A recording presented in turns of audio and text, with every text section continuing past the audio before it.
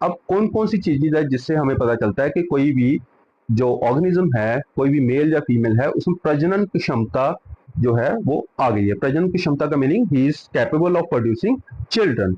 Adolescence brings not only visible changes but also internal ones. तो मैंने अभी आपको बताया कि ये चेंजेस सिर्फ फिजिकली नहीं होती, ऊपर से हमें दिखाई नहीं देती, ये चेंजेस अंदर भी होती है। Such as a maturation of the reproductive organ. तो इस टाइम पर आपके रिप्रोडक्टिव ऑर्गन जो हैं, जो प्राइवेट पार्ट्स हैं, दे आर इनफ मेच्योर कि वो परिपक्व हो जाते हैं कि वो आगे रिप्रोडक्शन कर सकें। अब गर्ल्स में जो छोटी जो बच्चियां होती हैं 13 या 14 ईयर्स की एज में होती हैं, a major internal change in the start of menstrual cycle, उनमें मासिक धर्म जहाँ आप कह सकते हो डेट जो है वो स्टार्ट हो जाती है। Commonly known as a period, हम इसको पीरियड्स भी कह देते हैं। It is usually occur between 28 to 30 days. तो 28 से 30 डेज के बीच में ये चलता है। What can range from 21 to 35 days भी हो सकता है। मेंस्ट्रुएशन जो है लास्ट 3 टू 7 डेज। तो मेंस्ट्रुएशन के दौरान ब्लीडिंग होती है रिप्रोडक्टिव ऑर्गन से एंड मे कॉज पेन और discomfort in the lower abdomen. तो जो लोअर पेट है, ठीक है, उसमें पेट में थोड़ी सी दर्द या असहज महसूस हो सकता है, कुछ गड़बड़ महसूस हो सकती है। Menstruation generally ends between age of 45 to 55। तो मेंस्ट्रुएशन कहाँ पर खत्म होती है, जाके 45 से 55 ईयर्स की एज में खत्म हो जाती है, जहां से पता चलता है कि रिप्रोडक्टिव एज जो है वो फीमेल की अब खत्म हो गई है। इसको कहते हैं मेनोपॉज भी कह देते हैं इन वीमेन में। Breaking myths about menstruation. अभी ये जो मेंस्ट्रुएशन पीरियड होता है, जिसको हम डेट कहते हैं, मासिक धर्म कहते हैं या पीरियड्स कहते हैं, इससे कुछ धारणाएं जुड़ी हुई हैं, गलत धारणाएं हैं। वो कौन सी हैं? मैनी मिथ्स एंड टैबूज, उसके मिथक और रूढ़ियां इसके साथ जुड़ी हैं। रूढ़िवादी नहीं होना चाहिए हमें। Around menstrual cause and fear, shame और गिल्ट। तो इसमें डर, शर्म और अपराध बोध होता है। देखिए बेटा, ये एक नेचुरल प्रोसेस है। Boys and girls should understand this कि it is a natural process. उनके मम्मी को भी ऐसा हुआ, दादी को भी ऐसा हुआ, परदादी को भी ऐसा हुआ, उनकी मौसी को ऐसा हो रहा है, तो सिस्टर को ऐसा हो रहा है। तो सभी जो एडल्टहुड को आगे एडल्टहुड में आगे बढ़ रहे होते हैं, उन सभी में मेंस्ट्रुअल साइकिल आता है और ये प्रोसेस है। It is a God gift so that a girl is ready for reproduction. तो यहां से ये क्लियर होता है कि कोई भी girl, know she is ready for reproduction, but it is not necessary that she is mature enough कि वो इतनी मेच्योर हो गए कि वो रिप्रोडक्शन कर सके। लेकिन it is a own set, ये बिगिनिंग है ये बताने की कि मेच्योरेशन होनी शुरू हो गई है। One such myth is the isolation of menstruating girls. तो इसमें से एक मिथ ऐसा है कि जो मासिक धर्म जिसमें डेट आती है बच्चियों में, उनको थोड़ा सा अलग कर दिया जाता है। ये एक गलत बात है। Which has no scientific basis, इसका कोई भी वैज्ञानिक आधार नहीं है। प्रमोटिंग ए साइंटिफिक आउटलुक, तो वैज्ञानिक दृष्टिकोण हमें इसके प्रति अपनाना चाहिए। It is a normal process, it is a natural process of giving of producing egg in human female. Health improve women's reproductive health. तो इससे क्या है, महिलाओं में प्रजनन स्वास्थ्य जो है, रिप्रोडक्टिव हेल्थ जो है, वो बढ़ाने में, उनको इंक्रीज करने में हेल्प मिलेगी।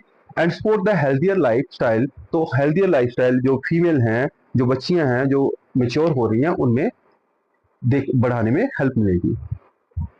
तो आपको ये बात याद रखनी है कि जो एडोलसेंस है, किशोरावस्था है, टीन एज है, ये सिर्फ फिजिकल चेंजेस नहीं होती, इसमें इसमें इमोशनल चेंजेस भी होती हैं। तो इसमें जो बेटियां होती हैं, जो बच्चे होते हैं, लड़के होते हैं, उसमें इमोशनल चेंजेस भी आती हैं और उनके व्यवहार में भी बदलाव आएगा। ये पेरेंट्स को भी समझना चाहिए। These changes are natural part of the growing up. और ये एक नेचुरल प्रोसेस है, ये एक नेचुरल पार्ट है, और ये हर बड़ा जो बच्चा हो रहा होता है उसके साथ होता है। और ये चेंजेस जो हैं, ये हमसे जो पहले जनरेशन गई है उसमें भी हुई थी, हमारे में भी हो रही है। Let us explore and understand them. अब हम इसको आगे जो है अंडरस्टैंड करेंगे। Emotional and behavioural changes in the adolescent. तो एक्टिविटी है 6.2। हमने 6.3 जो टॉपिक है उसमें हमने देखना है कि कौन कौन सी चेंजेस आती हैं। Take a moment to reflect. थोड़ी देर सोचें। If you and your friends have notice emotional और behavioural changes in the past 1-2 years। तो आप खुद देखिए कि आपके फ्रेंड में और आप में क्या क्या चेंजेस आई हैं। तो उसके लिए हमें क्या करना पड़ेगा? These changes can be exciting. अब वो चेंजेस जो हैं, इनको नोटिस करना बहुत एक्साइटिंग है। कंफ्यूजन भी है, ठीक है। तो साथ में दोनों भी हो सकता है, कंफ्यूजिंग भी हो सकता है, रोमांचक भी हो सकता है, exciting. Let us list some of the changes in the 6.2। अब कौन कौन सी इमोशन चेंजेस हुई हैं और उनका प्रोबेबल संभावित जो है इफेक्ट क्या हुआ है बिहेवियर के ऊपर, ठीक है, और उसके ऊपर पॉजिटिव ग्रोथ हुई है, डेवलपमेंट के ऊपर क्या क्या चेंजेस आई हैं, उसको हम अभी देखेंगे। देखिए, अब इसमें आ जाता है कि इमोशनल चेंजेस, कौन कौन सी भावनात्मक परिवर्तन हुए हैं, कौन कौन सी चेंजेस आई हैं, उसका इफेक्ट क्या हुआ है आपकी बॉडी के ऊपर, and based a positive growth and development. अब उसके ऊपर उसके ऊपर पॉजिटिव इफेक्ट क्या पड़ा है उसका आपके ऊपर। सबसे पहले मूड स्विंग्स। आपने देखा होगा कि आपका मिजाज जो है, आपका मूड है, एकदम से स्विंग हो जाता है। कभी आप खुश हो, एकदम से रोना शुरू कर दिया, एकदम से हंसना शुरू कर दिया। तो इसका बिहेवियर के ऊपर क्या प्रभाव पड़ता है? Engage in varied activities like music, dance and sports. ठीक है, तो आपको क्या करना है कि अपने आप को एंगेज करें एक्टिविटीज में, म्यूजिक, डांस और स्पोर्ट्स में। तो इससे क्या होगा? Self exploration and involvement in the activities that may lead to the creativity and innovation. तो इससे क्या होगा? अपने आप को आत्म अन्वेषण में आपको मदद मिलेगी और रचनात्मक गतिविधियां जो है उसमें आप पार्टिसिपेशन करोगे, तो ये सभी चीजों में जो मूड का स्विंग है उससे आपका जो है छुटकारा मिल जाएगा, आपका ध्यान एक साइड पे लगा रहेगा। स्ट्रॉन्ग इमोशंस, अब बहुत तीव्र भावनाएं होती हैं, बहुत तेजी से गुस्सा आ गया, बहुत इमोशनल फील कर गया आप, बहुत डीपली आपने महसूस कर लिया किसी को, कोई बात चुभ गई आपको, तो इससे सेंसिटिविटी आपकी इंक्रीज होगी। अब सेंसिटिविटी इंक्रीज हुई है, compassion, involvement in social work, तो आप क्या है कि दया भावना रखिए जानवरों के प्रति, इंसानों के प्रति, अपने आप को सोशल वर्क में इन्वॉल्व करिए। जैसे कुछ बच्चे हैं, लड़के हैं, लड़कियां हैं, वो कोई शिविर लगा रहा है, कोई जागरण में इन्वॉल्व हो रहा है, कोई किसी एनजीओ का साथ दे रहा है, तो ऐसे आप इन चीजों से जो स्ट्रॉन्ग इमोशंस है उससे अपने आप को बचा कर रख सकते हो। आप किसी मंदिर से, धार्मिक स्थान से जुड़ सकते हो, उससे आपकी जो है सेंसिटिविटी, जो आपका दिमाग एक साइड पे जो हटेगा ध्यान, तो इससे भी आपका हो सकता है। तो आप अपने आप को किसी स्पोर्ट्स के साथ भी जोड़ सकते हो।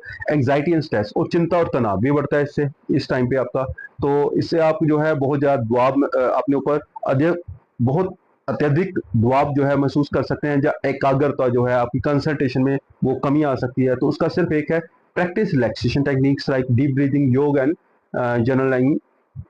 तो आप सिंपल जो डायरी लेखन, मीनिंग किसी कॉपी में अपनी भावनाएं लिख लो, योग करो, गहरी सांस लो, इससे आप अपने इन सभी चीजों से बच सकते हैं, एंग्जाइटी और स्ट्रेस से। और इससे आप ये हो सकता है कि आप कोई कुछ बच्चे ब्लॉग वगैरह बनाना शुरू कर देते हैं, कुछ लिखना शुरू कर देते हैं डायरी में, तो it is also good habit, but it is these are the personal things. और रिमेंबर वन मोर थिंग, कि हमें इन चीजों को एक तो सीक्रेसी में रखना है, दूसरी बात यह है कि हमें किसी की डायरी को नहीं पढ़ना है। अगर वो इन प्रैक्टिसेस को कर रहा है तो हमें उसका मजाक भी नहीं उड़ाना है। उसके बाद इमोशनल और बिहेवियरल चेंजेस जो है एडोलसेंस में, उसको हम देखेंगे। तो हमने ऊपर टेबल जो डिस्कस किया, तो हमने देखा कि बहुत सारे व्यवहारिक चेंजेस जो है, बिहेवियरल चेंजेस हुई हैं। इसमें एंग्जाइटी है, अब इसमें इमोशनल हाइटिंग है। तो ये सारी की सारी जो चेंजेस हो रही हैं, इसमें इमोशंस, बहुत तीव्र इमोशंस आती हैं चाइल्डहुड में। These emotions can lead to positive actions like joining social initiatives. अब इसमें इन्हीं इमोशंस के अंदर जो है हम किसी सामाजिक जो कार्य है, सामाजिक जो गतिविधियां है उसमें भाग ले सकते हैं, हम जरूरतमंद लोगों की मदद कर सकते हैं, हम नई रुचियां पाल सकते हैं, जैसे खेलना शुरू कर दिया, क्रिकेटिंग शुरू कर दी, बैडमिंटन शुरू कर दी, तो ये सारी की सारी जो चीजें उसी के अंदर आ जाती हैं। Understanding how emotions influence our behaviour and action, तो ये भी हमें समझना पड़ेगा कि जो हमारी इमोशंस हैं, हमारी भावनाएं हैं, हमारे एक्शंस को वो कैसे इन्फ्लुएंस करती हैं। हम कई बातें, कई डिसीजन भावुक होकर ले लेते हैं, उससे हमें बचना चाहिए। Helps in making better choices, तो अगर आप बड़े ध्यान से ये योग कंसल्टेशन टेक्निक्स के ऊपर जाओगे तो आपको डिसीजन लेने में बहुत आसानी होगी और आप सोच समझकर प्रतिक्रिया दे सकोगे। अब देखिए, जो टीनेज है, जो आपका एडोलसेंस है, किशोरावस्था है, इसको आपने एक टफ चीज नहीं बनाना है, इसको आपने एक आनंददायक अनुभव बनाना है। उसको कैसे बनाया जा सकता है? आनंददायक अनुभव बनाने के लिए आपको क्या करना पड़ेगा कि ये बहुत यूनिक जर्नी है, बहुत शानदार जर्नी है, ये एक विशेष यात्रा है। तो इसमें आपका क्यूरियोसिटी और एक्साइटमेंट, जिज्ञासा और उत्साह बढ़ता है। इसमें आपको नया दृष्टिकोण मिलता है जिंदगी को देखने का। आपको इसमें अच्छी आदतें डालनी है, आपको सोच समझकर निर्णय लेने हैं, आपने सोच समझकर डिसीजन लेने हैं, और इसमें आपको छोटे छोटे सकारात्मक जो है काम करने हैं, आपको छोटे छोटे काम करने हैं, पॉजिटिव काम करने हैं इसमें, जो आपकी ओवरऑल पर्सनैलिटी को, ओवरऑल जो है वो आपकी डेवलपमेंट करेंगे। तो इसमें छोटे छोटे कामों में सबसे पहले हमारे पास आया था इसी के अंदर 6.4 टॉपिक के अंदर 6.41 मीटिंग न्यूट्रिशनल नीड्स। तो सबसे पहले हमें कहते हैं कि एक हेल्दी जो बॉडी के अंदर हेल्दी ब्रेन जो है वो एग्जिस्ट करता है। तो उसमें है कि आपको हेल्दी रहने के लिए क्या करना पड़ेगा। हमने 6 स्टैंडर्ड की बुक में माइंडफुल ईटिंग चैप्टर पढ़ा था, a path to the healthy body, balance diet. तो संतुलित आहार हमारे लिए बहुत जरूरी है। एडोलसेंस के टाइम पे आपको, क्योंकि आपकी ग्रोथ बहुत ज्यादा तेजी से हो रही होती है, डेवलपमेंट बहुत तेजी से हो रही है, तो इसलिए आपको विकास और वृद्धि के लिए जो है बैलेंस्ड डाइट लेनी पड़ेगी। उसमें protein, vitamin, roughage, carbohydrates, minerals, ये सब कुछ आपको लेना पड़ेगा। अब इसमें क्या है कि ये क्यों जरूरी है, ये सभी चीजें जो मैंने बोली, ये सभी चीजें इसलिए जरूरी है, इससे आपकी फिजिकल डेवलपमेंट होगी, शारीरिक विकास होगा, मेंटल हेल्थ जो है, जो मानसिक स्वास्थ्य है वो ठीक रहेगा, और एनर्जी का लेवल, ऊर्जा का स्तर, एनर्जी का लेवल ठीक रहेगा। अब यहाँ पर एक छोटा सा एक हमारे पास वार्तालाप है। For proper growth and perform well on the playground we need protein and carbohydrate. तो ये बच्ची बता रही है कि अगर हमें बेटर परफॉर्म करना है, हमें ग्राउंड में बेटर परफॉर्म करना है, अगर हमें प्रॉपर ग्रोथ चाहिए, तो हमें प्रोटीन और कार्बोहाइड्रेट लेने पड़ेंगे, प्रोटीन और carbohydrate. Not only that we also need adequate amount of fats. तो ये बोलता है कि नहीं सिर्फ प्रोटीन और कार्बोहाइड्रेट से हमें विटामिन और मिनरल्स भी लेने पड़ेंगे साथ में। अब एडोलसेंस, एक जो एडोलसेंस टीनेज बच्चा है, उसके खाने में क्या क्या होना चाहिए? उसके खाने में होना चाहिए fruits and vegetables, whole grains होने चाहिए, प्रोटीन होना चाहिए जैसे पल्सेस, एग्स, डेयरी प्रोडक्ट होने चाहिए, आयरन और कैल्शियम से रिच फूड होना चाहिए, हरी पत्तेदार सब्जियां और plenty of water. You should take plenty of water. इससे क्या होगा, आपकी बॉडी में एक तो एक्सक्रीशन प्रॉपर होगी, और जो आपको मैंने अभी बताया ना एक्नी और पिंपल्स की प्रॉब्लम है, उसको भी आप सॉर्ट आउट कर सकते हो। अब ये देखिए हमारे पास एक्टिविटी है 6.3, लेट अस लिस्ट।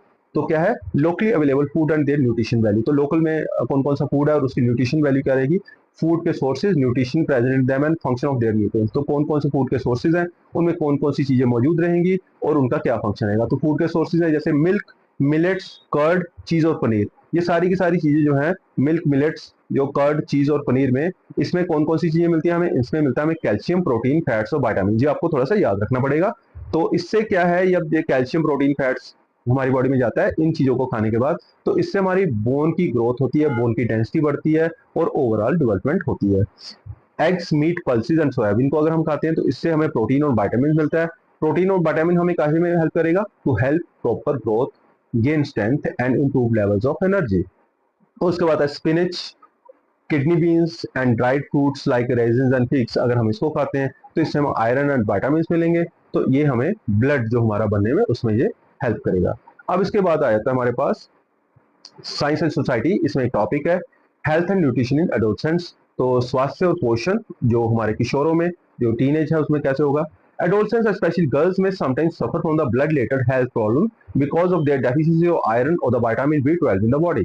तो जो टीनेज बच्चियां हैं, टीनेज गर्ल्स हैं, उनमें अक्सर जो है ब्लड रिलेटेड हेल्थ प्रॉब्लम्स आ जाती हैं। मीनिंग उनमें कहते हैं कि खून की कमी है, इसमें खून कम है जी, ठीक है, खून इतने ग्राम रह गया, वो खून इतने ग्राम नहीं रहता, उसमें बताते हैं हम कि हीमोग्लोबिन कितने ग्राम रह गया। तो इसमें विटामिन B12 की भी कमी आ जाती है। तो हम ऐसा देखेंगे कि ऐसी कौन कौन सी हेल्थ प्रॉब्लम्स हैं, ठीक है। उसमें how can we manage iron deficiency in body. पहला क्वेश्चन तो ये था कि हेल्थ प्रॉब्लम कौन कौन सी हैं, तो हम इसको मैनेज कैसे कर सकते हैं अगर ये डेफिशिएंसी होगी। और उसके बाद है गवर्नमेंट स्कीम कौन कौन सी है इससे रिलेटेड। तो ब्लड रिलेटेड हेल्थ प्रॉब्लम जो है हमारे पास वो कौन सी है हेल्थ एडोलसेंस में। गर्ल्स में एनीमिया होती है, anaemia meaning deficiency of iron. अगर किसी बच्चे को, लड़के या लड़की को आयरन की कमी हो जाए, लोह तत्व की कमी हो जाए या विटामिन B12 की कमी हो जाए बॉडी में, तो उसकी बॉडी में एनीमिया डेवलप होता है। एनीमिया क्या है, ये condition where the body has fewer healthy red blood cells leading to fatigue, weakness, dizziness and pale skin. तो ये एक कंडीशन है बॉडी की जिसमें रेड ब्लड सेल्स, जो लाल रक्त के कण होते हैं हमारी बॉडी में, वो कम रहते हैं, उससे बंदा जल्दी थक जाता है, उसमें कमजोरी आ जाती है, सुस्ती भी रहती है और उसकी स्किन भी पीली सी रहेगी। तो अगर आप ऐसा सिम्टम देखते हो तो इसका मीनिंग आप में एनीमिया है। It is common among adolescent girls due to the menstruation. तो जो इसका एक कारण ये भी हो सकता है कि जो डेट है, जो मासिक धर्म है, जो मेंस्ट्रुअल साइकिल है, उससे दौरान जो है ब्लड जो है वो रिलीज होता है। और अगर आप उतना खाना नहीं ले रहे, उतना आप पौष्टिक डाइट नहीं ले रहे, वहां पर आप बैलेंस डाइट नहीं ले रहे, तो इससे आपका क्या होगा कि आपकी बॉडी में ये एनीमिया की प्रॉब्लम आ सकती है। तो इसको मैनेज कैसे करना है एनीमिया हो जाए तो इसका सिंपल सा काम है कि ईट आयरन रिच फूड। आपको आयरन रिच फूड लेना है, ग्रीन लीफी वेजिटेबल्स लेनी है, हरे पत्तेदार सब्जियां, पल्सेस, जैगरी, दालें खाइए, गुड़ खाइए, एग्स, फिश, मीट, ये सारी चीजें खानी है। उसके बाद विटामिन सी जो है, उसमें कौन कौन सी विटामिन सी वाली मील जो है, जैसे वो आयरन को एब्जॉर्प्शन में हेल्प करेंगी, जैसे आंवला हो गया, ऑरेंज हो गया, लेमन हो गया, तो इसको आप खा सकते हैं। अवॉइड टी और कॉफी विद द मील्स। तो आपको खाने के साथ टी या कॉफी नहीं लेनी है, क्योंकि ये इन आयरन वाली सब्सटेंसेस की एब्जॉर्प्शन में जो है वो हिंड्रेंस पहुंच सकती है। अब इसके बाद आ जाता है हमारे पास फर्दर गवर्नमेंट की कौन कौन सी स्कीम है गर्ल्स के लिए या ओवरऑल बॉयज के लिए। तो इसमें हमारे पास है weekly iron and folic supplements. तो WIFS प्रोग्राम है, साप्ताहिक लो और फोलिक एसिड अनुपूरण कार्यक्रम है इसमें। तो इसमें फ्री आयरन की, आपने स्कूल में देखा होगा कि आपको आयरन की टेबलेट्स खिलाने के लिए डॉक्टर दीदी और उनके असिस्टेंट आते हैं, ठीक है। तो जितने भी स्कूल गोइंग एडोलसेंट्स है, टीनेज है, उनको स्कूल में जाकर गोलियां दी जाती हैं, including awareness on the nutrition health. उसके बाद उनको अवेयर किया जाता है न्यूट्रिशन हेल्थ के लिए। पोषण अभियान चला रखा है सरकार ने, मिड डे मील भी आपने देखा होगा सरकार चला रही है। Focuses on improving nutrition outcome for children and adolescents. उसके बाद promotes dietary diversity and awareness about iron rich food. तो आयरन रिच फूड उसका एक मेन्यू होता है खाने का, तो उसी मेन्यू के अकॉर्डिंगली आपको जो सारी चीजें खिलाई जाती है। मिड डे मील में भी पोषण अभियान के अंतर्गत एनीमिया मुक्त भारत है एक इनका स्टेट्स का। Launch due to reduce anaemia in children, adolescents and women by providing iron, folic acid supplements and deworming. तो आपने देखा होगा कि आपको एल्बेंडाजोल की गोलियां भी खिलाई जाती है स्कूल में, ठीक है, उसका भी यही कारण है। और आपको आयरन के, फोलिक एसिड के सप्लीमेंट्स दिए जाते हैं। तो ये सारे चीजों के पीछे जो आपको एनीमिया है या आपकी बॉडी में जो गड़बड़ है उसको दूर करने के लिए ऐसा किया जाता है। आपकी बुक में एक टॉपिक है नोवा साइंटिस्ट, इसका नाम है डॉर्थी हॉजकिन, इनका नाम है। डॉर्थी हॉजकिन की फोटोग्राफ यहाँ पर मैंने लगा रखी है। तो डॉर्थी हॉजकिन जो है वो उन्होंने विटामिन B12 जो मैंने अभी ऊपर आपको पढ़ाया है, जिससे न्यूट्रिशन की कमी से गर्ल्स में स्पेशली एनीमिया वगैरह प्रॉब्लम जो है, ब्लड रिलेटेड प्रॉब्लम क्रिएट होती हैं। तो इन्होंने B12 की डिस्कवरी की थी 1964 में। तो ये थर्ड वीमेन थी जिनको नोबेल प्राइज, सबसे बड़ा प्राइज होता है साइंस का, नोबेल प्राइज मिला था केमिस्ट्री में। तो उन्होंने विटामिन B12 की फंक्शनिंग जो है ह्यूमन बॉडी में कैसे कार्य करता है, विटामिन B12 क्या क्या काम करता है जाकर, उसके बारे में इन्होंने पता चलाया था। Why is vitamin B12 important? अब ये भी पता होना चाहिए कि विटामिन B12 हमारे लिए इंपॉर्टेंट क्यों है। तो आरबीसी बनाने के लिए इंपॉर्टेंट रहेगा। दूसरी बात है for proper functioning of the nervous system, जो हमारा नर्वस सिस्टम है, तंत्रिका तंत्र है, जो हमारी बॉडी में नर्वस सिस्टम चल रहा है, जिसकी हेल्प से हम सोच रहे हैं, कार्य कर रहे हैं, वो सारे का तंत्रिका सिस्टम को चलाने के लिए विटामिन B12 जरूरी है। ब्रेन की हेल्थ के लिए और एनर्जी प्रोडक्शन के लिए विटामिन B12 चाहिए। और जितने भी विटामिन हैं, vitamin B12 can not be made by the human body. और एक याद रखिए कि विटामिन B12 कभी भी हमारी बॉडी खुद नहीं बना सकती, तो इसलिए हमें इसको बाहर से लेना पड़ता है। इसके साथ और है कि सोर्सेज कौन कौन से हैं विटामिन B12 के, आपको टीचर्स के साथ भी ये डिस्कस करिए। मिल्क और मिल्क प्रोडक्ट्स में हमें मिलता है। उसके बाद एग्स से मिलता है, मांस, मछली, मुर्गा जो है उसके जो नॉन वेज मटेरियल है उससे मिलता है। फोर्टिफाइड सीरियल्स, फोर्टिफाइड सीरियल्स होते हैं वो सीरियल जिसमें हम विटामिन और मिनरल्स एक्स्ट्रा ऐड करते हैं। और सोया प्रोडक्ट्स जो होते हैं उसमें से हमें ये सारी की सारी विटामिन B12 मिलते हैं। तो बेटा इसमें सिंपल सी बात याद रखनी है आपको कि पर्सनल हाइजीन का, व्यक्तिगत स्वच्छता का भी हमें ख्याल रखना पड़ता है जब हम बड़े हो रहे होते हैं। क्योंकि हम बड़े हो रहे हैं तो हमारी बॉडी में बहुत सारी चेंजेस आ रही हैं। तो आपका टॉपिक है 6.4.2 पर्सनल हाइजीन, व्यक्तिगत स्वच्छता। एडोलसेंस के दौरान, किशोरावस्था के दौरान, टीनेज के दौरान आपको क्या होता है कि आपको फूड खा लिया आपने, अच्छा, पर्सनल हाइजीन जो है ये सबसे ज्यादा इंपॉर्टेंट है। अगर आप अपनी बॉडी को साफ नहीं रखोगे, आपकी बॉडी जो है जस्ट लाइक अ टेम्पल, तो इसको आपको साफ रखना है, बिल्कुल मंदिर की तरह साफ रखना है। Keeping the armpits and pubic region clean help to prevent the infection. तो इसमें आपको जो है आपकी जो आर्मपिट्स हैं, जो बगल में बाल हैं, या जो रिप्रोडक्टिव प्राइवेट पार्ट्स के इर्द गिर्द जो हेयर ग्रोथ है उसको आप जो है कम कर सकते हो, उसको आप काट के कम कर सकते हो। ये बहुत जरूरी है सो दैट इन्फेक्शन जो है उसको प्रिवेंट किया जा सके। क्योंकि जो मेंस्ट्रुअल साइकिल है, जहाँ जो ग्रो कर रहे बॉयज एंड गर्ल्स हैं, उनकी बॉडी से जो रिलीज होता है मटेरियल, उनकी बॉडी से जो ब्लड रिलीज हो रहा है, या उनकी बॉडी से जो रिप्रोडक्टिव ऑर्गन से मटेरियल रिलीज हो रहा है, उससे क्या हो सकता है कि इन्फेक्शन जल्दी कैरी होगा। तो रिप्रोडक्टिव ऑर्गन में इन्फेक्शन बहुत जल्दी होता है। तो इसलिए वहां पर व्यक्तिगत स्वच्छता बहुत जरूरी है। उसको प्रॉपरली सैनिटाइज करना चाहिए, उनको प्रॉपरली जो है साबुन लगाकर साफ करना चाहिए रिप्रोडक्टिव ऑर्गन्स वगैरह को। मेंस्ट्रुअल हाइजीन बहुत जरूरी है गर्ल्स में। तो इसमें मेंस्ट्रुअल हाइजीन के क्या है कि सुविधा के लिए और हेल्थ के लिए बहुत जरूरी है मेंस्ट्रुअल हाइजीन जो है मेंस्ट्रुअल साइकिल के दौरान। यूज सैनिटरी पैड्स, आपको या तो सैनिटरी पैड्स देने हैं, या फिर उसमें बिल्कुल क्लियर एंड रीयूजेबल क्लोथ जो है पैड्स, उसको भी जो घर में डिजाइन किए हुए हैं उसको यूज करना है। ये आपकी बुक में जो है 6.1 जो है डायग्राम दिया हुआ, that is a picture of the sanitary pad. The government provide these products free और at the low cost to promote menstrual hygiene. तो जो मेंस्ट्रुअल हाइजीन है, मासिक धर्म स्वच्छता है, उसको प्रमोट करने के लिए ये सैनिटरी पैड जो है जो ये गवर्नमेंट की ओर से फ्री प्रोवाइड किया जाता है। कि आप कौन कौन सी जगह पर ये प्रोवाइड किए जाते हैं, तो पर्सनल हाइजीन में हमारे पास आ जाएगा एक, ये हमारे पास सोशल रिस्पॉन्सिबिलिटी है। पहली बात तो हमें क्लियर होना चाहिए कि ये सोशल रिस्पॉन्सिबिलिटी है। एंड सोशल रिस्पॉन्सिबिलिटी कैसे? Ensure availability of the menstrual hygiene facilities के जो मासिक धर्म स्वच्छता है, जो डेट जब चल रही है, तो स्कूल्स और पब्लिक प्लेसेस में इसके प्रति फैसिलिटी प्रोवाइड की जाए। एंड ऑफ द स्टिग्मा, तो इसके प्रति जो कलंक है या इसके रिलेटेड जो सैनिटरी पैड से रिलेटेड धारणाएं हैं उसको थोड़ा सा बदलना पड़ेगा। जेंट्स और लेडीज दोनों का पॉइंट ऑफ व्यू इसके टुवार्ड्स चेंज करना पड़ेगा। जो बॉयज हैं उनको भी उनके मम्मी पापा को समझाना पड़ेगा कि it is natural process and you should adapt to it, you should understand this. It is the same thing happening to your mother, it is the same thing happening to your sister, it is the same thing happening to your dadi ji, नानी जी, ये सभी के साथ ऐसा हुआ है। तो इससे रिलेटेड जो जितनी भी भ्रांतियां हैं, इससे रिलेटेड जितने भी आपके पास स्टिग्मा है, टैबूज हैं, उसके बारे में आपको क्लियर करना पड़ेगा। Talk openly and support menstrual hygiene awareness, तो ओपन टॉक इसके तो हमें करनी पड़ेगी। बच्चों को इससे रिलेटेड पॉजिटिव एटीट्यूड से समझाना पड़ेगा और मेंस्ट्रुअल हाइजीन के टुवार्ड भी हमें बताना पड़ेगा। सेफ डिस्पोजेबल, अब मेंस्ट्रुअल साइकिल के बाद जो पैड्स हैं उनको प्रॉपरली रैप करके कूड़ेदान में कैसे फेंकना है, न्यूज़पेपर में डालकर उनको डिस्पोज ऑफ कैसे करना है। This helps to protect community health, ये बहुत जरूरी है कम्युनिटी हेल्थ के लिए। Maintain the environmental cleanness, environment को साफ रखने के लिए ऐसा करना जरूरी है। तो बायोडिग्रेडेबल सैनिटरी पैड्स आ रहे हैं आजकल, ये अवेलेबल हैं मार्केट में और ये इको फ्रेंडली होते हैं क्योंकि ये जल्दी वातावरण में गल जाते हैं, गल सड़ जाते हैं। और इसके बाद हमें सिंपल सी बात आ गई, कंक्लूजन हमने ये निकाला, practising personal hygiene during adolescence builds up healthy, respectful and confident lifestyle. तो ये बात याद रखिए कि जब कोई टीनेज बच्चा जो है, जो टीनेज में कोई भी लड़का या लड़की ग्रो कर रहा है, पास कर रहा है, तो अगर वो हेल्दी लाइफस्टाइल चला रहा है तो उसमें वो हेल्दी भी रहेगा, अपने आप में रिस्पेक्टफुल महसूस करेगा और उसका अपने आप में कॉन्फिडेंट महसूस करेगा। उसके लिए ये सारी चीज़ें बहुत जरूरी है।